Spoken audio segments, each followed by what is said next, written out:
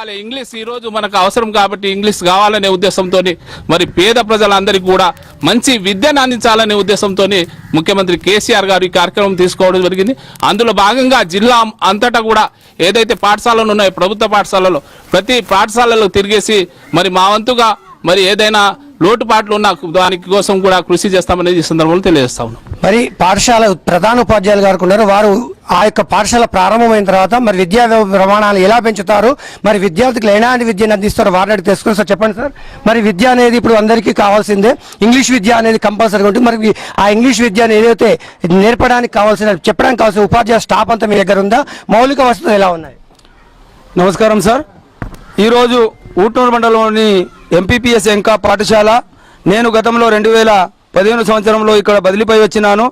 ఆ రోజు నుంచి మరి 2016 నుంచి ఈ జిల్లా కలెక్టర్ గారి యొక్క అనుమతితోటి ఆ రోజే ఇంగ్లీష్ మీడియం కార్యక్రమాన్ని మరి ప్రారంభించడం జరిగింది.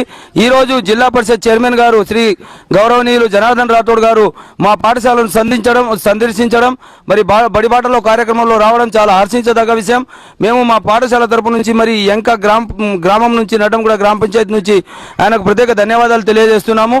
అలాగే ఇప్పుడు మా పాఠశాలలో విద్యార్థులు ఆంగ్ల మాధ్యమంలో చాలా మంచి అంటే నాణ్యత కలిగిన విద్యను అభ్యసిస్తున్నారు.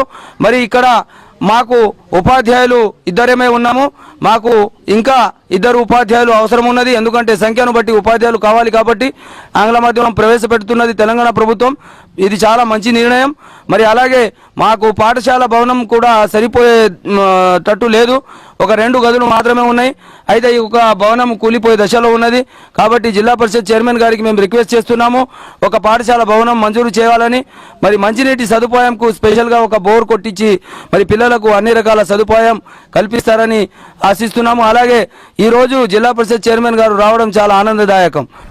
మరి గ్రామ సర్పంచ్ గారు కూడా ఉన్నారు, వారిని అడిగి తెలుసుకుందాం. సార్ చెప్పండి, మీ గ్రామంలో